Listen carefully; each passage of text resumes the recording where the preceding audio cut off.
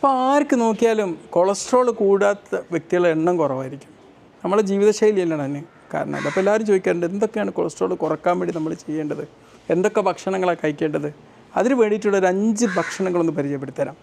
അതിലാദ്യത്തേത് unsaturated fatty ആസിഡാണ്. നമ്മളെ വെണ്ണ അല്ലെങ്കിൽ മൃഗത്തിൽ നിന്നുള്ള എണ്ണ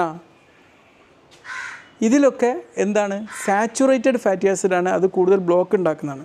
മറിച്ച് unsaturated fatty acid olive oil, unsaturated fatty acid ആയിട്ടുള്ള ഒലീവ് ഓയിൽ പോലത്തത് ഉപയോഗിക്കുക എന്നുള്ളതാണ്. ഓട്സ്, ബാർലി ഇതിലൊക്കെ ഒരുപാട് ബീറ്റാ ഗ്ലൂക്കാൻ അടങ്ങിയിട്ടുണ്ട്. ഇത് നമ്മൾ എന്ത് ചെയ്യാൻ പറ്റും, നമ്മൾ കൊളസ്ട്രോൾ കുറക്കാൻ സഹായിക്കുന്ന സംഭവമാണ്. കൊളസ്ട്രോൾ ഉള്ളവർ ഇത്തരം ഭക്ഷണങ്ങൾ കൂടുതൽ ഉൾപ്പെടുത്താൻ വേണ്ടി നോക്കുക.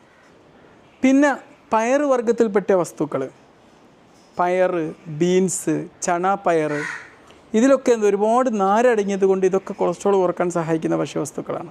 പിന്നെ നമ്മളെ കുരുമുളക് ഉണ്ടല്ലോ, ഇതും ചില സീഡ്സ്, ചില വിത്തുകൾ ഇതൊക്കെ കഴിക്കുന്നത്. ഇപ്പോൾ കഴിഞ്ഞ ദിവസം ഞാനൊരു ശ്രീനേട്ടനെ വിളിച്ചപ്പോൾ കുറേ സീഡ്സ് കഴിക്കാൻ പറഞ്ഞു.